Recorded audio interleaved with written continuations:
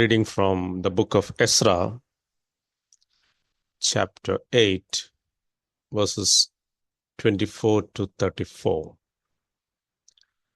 Then I set apart 12 of the leading priests, Sherebiah, Hashabiah, and 10 of their kinsmen with them.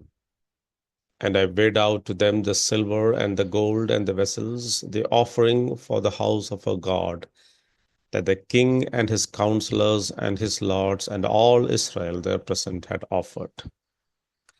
I weighed out into their hand 650 talents of silver, and silver vessels worth 200 talents, and 100 talents of gold, 20 bowls of gold worth 1,000 darics, and 2 vessels of fine bright bronze as precious as gold.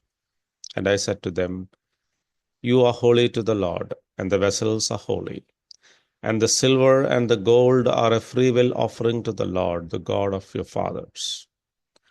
Guard them and keep them until you weigh them before the chief priests and the Levites and the heads of fathers' houses in Israel at Jerusalem, within the chambers of the house of the Lord. So the priests and the Levites took over the weight of the silver and the gold and the vessels to bring them to Jerusalem, to the house of our God. Then we departed from the river Ahava on the 12th day of the first month to go to Jerusalem. The hand of our God was on us, and he delivered us from the hand of the enemy and from ambushes by the way. We came to Jerusalem, and there we remained 3 days.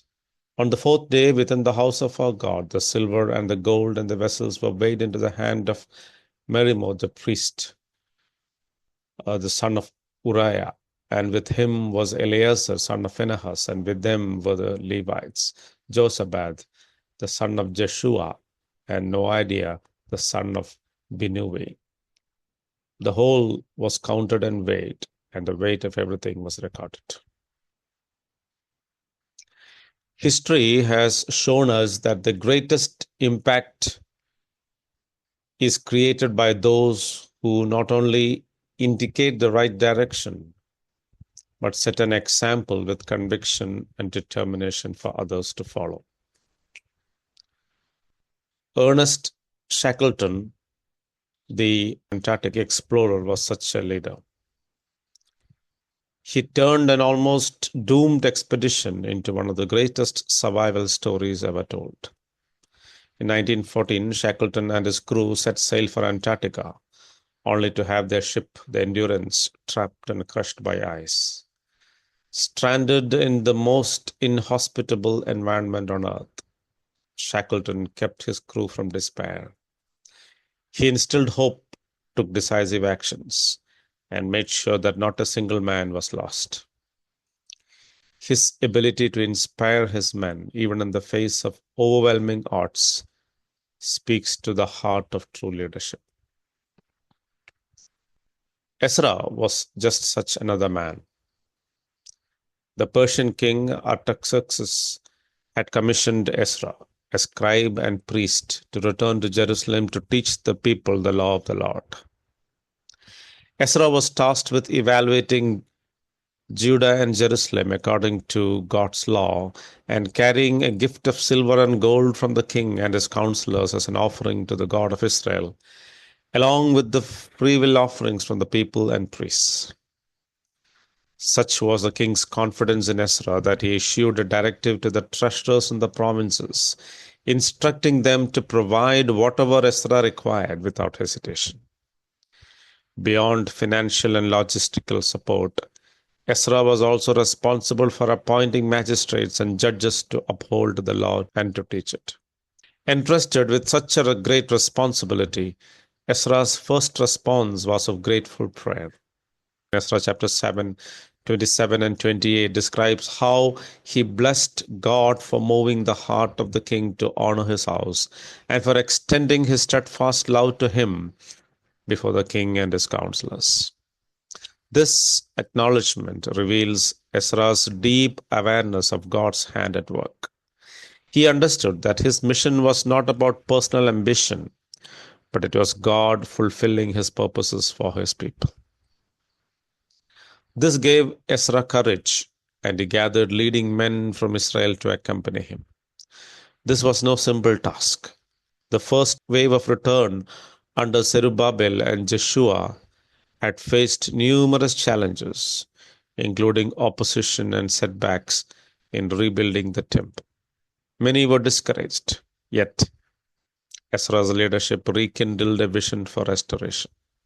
He likely reminded the people of God's promises to their forefathers and pointed them to the scriptures, urging them to take part in God's work. The genealogy of those who followed Ezra shows they were from some of the most prominent families in Israel, about 1,496 men, a remnant of the hundreds of thousands who had dwelt in the land under the kings. But these were committed to the vision. Ezra found the right people to do the right things. In the group gathered at the Hava Canal, there were no Levites. Levites were distinct from priests. They assisted in temple duties.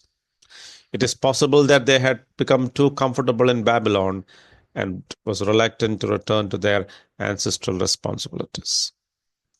But the Levites were the only group empowered by the law to carry the sacred vessels of the house of the Lord.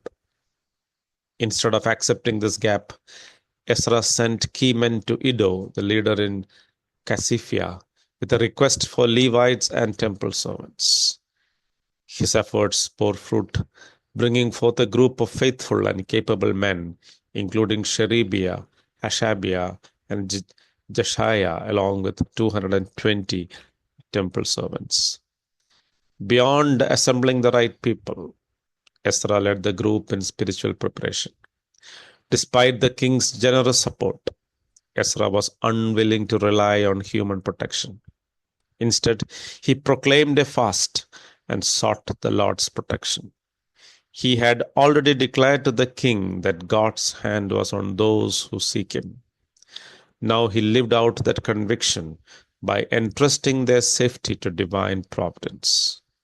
Faith is not just about making bold statements. It is about standing firm in those convictions under threat. God answered their prayers, reinforcing their faith in him. Ezra also demonstrated his responsibility in handling the treasures entrusted to him. He appointed priests to guard the silver, gold, and offerings, emphasizing their sacred duty. You are holy to the Lord, he told them, reminding them that their responsibility was not to the riches, but to God, for whose glory the wealth was given. They were his stewards. When they finally arrived in Jerusalem, they weighed and handed them over to the priests of the temple, publicly demonstrating that nothing had been lost or misused. This reinforced Ezra's integrity before all the people. Upon reaching Jerusalem, the returned exiles presented themselves before the Lord first of all. They offered sacrifices to God, 12 bulls for all Israel, 96 rams, 77 lambs, and 12 male goats as a sin offering. The response was an act of submission and gratitude, acknowledging that their journey had been guided by the Lord. Ezra's leadership was marked by a recognition of God's sovereign purposes in everything, a strong commitment to do things God's way, zeal for the glory of God that led to complete reliance on him, and deep integrity in fulfilling his responsibilities. His example calls us to consider our own roles as leaders, whether in our families, workplaces, or churches. Let our hearts be filled with the conviction of God's greatness and power. Let us depend on God to protect and provide for us as we do his will, rather than seeking human protection. Let us show unimpeachable integrity in handling the resources entrusted to us. Ezra's vision inspired a whole people. He did not rely on external assurances, but placed his faith in God. We too are called to inspire those within our circle of influence, whether we are in authority or not. We can live and act courageously with unwavering faith in God's call. Living out our calling with wisdom, faithfulness, and obedience, we can encourage others to follow God's path and fulfill His plan. God bless.